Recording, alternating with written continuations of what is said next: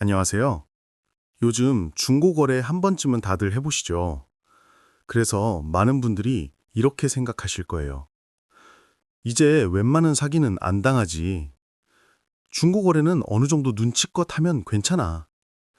그런데 내가 돈을 보낸 계좌도 실제 판매자 계좌고, 판매자도 진짜 사람인데, 그럼에도 불구하고 사기를 당하는 경우가 있습니다. 심지어 구매자도 피해자, 판매자도 피해자인데, 사기꾼만 물건을 챙기고 사라지는 구조가 있어요. 오늘은 실제 제보들을 바탕으로 재구성한 중고거래 3자 사기, 이른바 삼각 사기가 어떻게 돌아가는지 한 번에 이해되게 설명드리겠습니다. 먼저 삼각 사기의 전체 구조부터 간단히 볼게요. 한쪽에는 중고 물건을 올려둔 실제 판매자가 있습니다. 다른 한쪽에는 그 물건을 사고 싶은 실제 구매자가 있습니다. 그리고 그 사이를 교묘하게 이어붙이는 사람이 바로 사기꾼입니다. 겉으로 보기에는 구매자와 판매자가 정상적으로 거래를 한 것처럼 보입니다. 돈도 오가고, 택배도 움직이고, 채팅도 전부 자연스럽게 흘러가요. 하지만 실제로는 돈과 물건이 엉뚱한 방향으로 흐르면서 결국 구매자와 판매자 둘 다 피해자가 되고 사기꾼만 이득을 보는 구조입니다. 이제 단계별로 볼게요.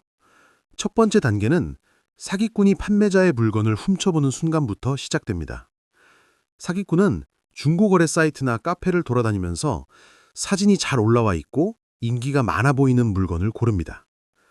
그 다음에 판매자가 올려둔 사진을 그대로 저장하고 설명글도 거의 그대로 복사해서 다른 플랫폼이나 다른 계정에 마치 자기 물건인 것처럼 다시 올립니다. 겉으로 보면 이런 물건이 여기에도 올라왔네 정도로만 보이고 구매자는 이게 원글을 베낀 도용 게시글인지 눈치채기 굉장히 어렵습니다.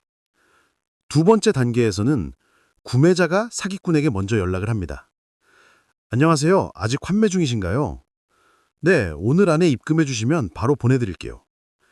답장도 빠르고 말투도 공손하고 프로필 사진이나 닉네임도 어색하지 않습니다. 딱 봐도 평범한 판매자처럼 보입니다. 그러다가 슬쩍 이런 말을 꺼냅니다. 혹시 안전결제 말고 계좌이체로 진행해 주시면 오늘 바로 발송해 드릴게요. 겉으로 보기에는 조금 급한 판매자, 수수료 아까워하는 판매자처럼 보이죠? 이때 많은 분들이 그냥 그래요, 계좌이체로 할게요 라고 하고 넘어가 버립니다. 세 번째 단계에서는 사기꾼이 이번에는 진짜 판매자에게 접근합니다. 택배 거래 가능하신가요? 제가 결제는 다른 사람 명의로 할 수도 있는데 괜찮을까요?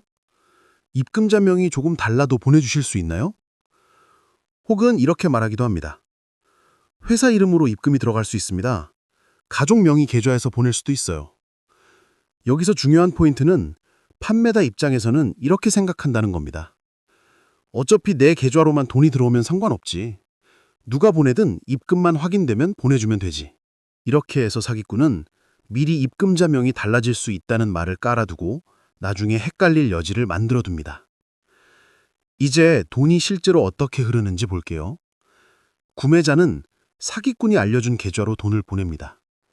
그런데 그 계좌는 사기꾼 계좌가 아니라 진짜 판매자의 계좌입니다. 구매자는 내가 방금 이 판매자에게 입금했다고 믿고 있고 판매자는 모르는 이름이긴 한데 어쨌든 입금이 됐네 라고 생각합니다. 그래서 판매자는 입금을 확인하고 입금 확인했습니다. 지금 발송할게요 라고 말하면서 택배를 보냅니다. 결국 돈의 흐름만 놓고 보면 구매자에서 판매자로 겉보기에는 아무 문제 없이 계좌이체가 이루어진 겁니다. 사기꾼은 자기 돈을 단 한 푼도 쓰지 않았습니다.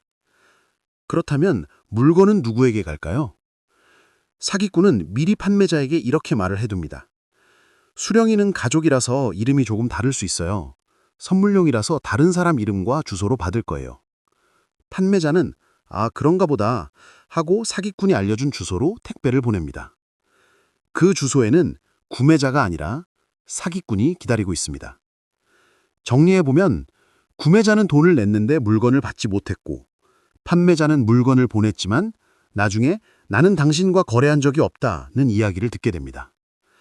두 사람 모두 나는 정상적으로 거래했다고 생각하지만 결과적으로는 둘 다 피해자가 되는 거죠. 사기가 터지고 난 뒤에는 보통 이런 일이 벌어집니다. 구매자는 판매자에게 따집니다. 저 분명히 입금했는데 물건이 왜 안 와요? 판매자는 당황합니다. 저는 분명히 택배를 보냈고 입금도 확인했는데요. 혹시 다른 분이랑 거래하신 거 아닌가요? 그리고 둘이 대화를 하다 보면 뒤늦게 눈치채게 됩니다. 아, 우리 사이에 사기꾼이 한 명 끼어 있었구나. 그때쯤이면 사기꾼은 이미 계정을 삭제하고 잠적한 뒤일 때가 많습니다. 이 삼각사기가 더 무서운 이유는 겉으로 보기에는 모든 과정이 너무 자연스럽고 정상처럼 보이기 때문입니다. 돈은 실제 판매자 실명 계좌로 들어갔고 판매자는 실제로 물건을 발송했습니다. 채팅 내용도 전부 중고거래에서 많이 볼 수 있는 대화들이에요.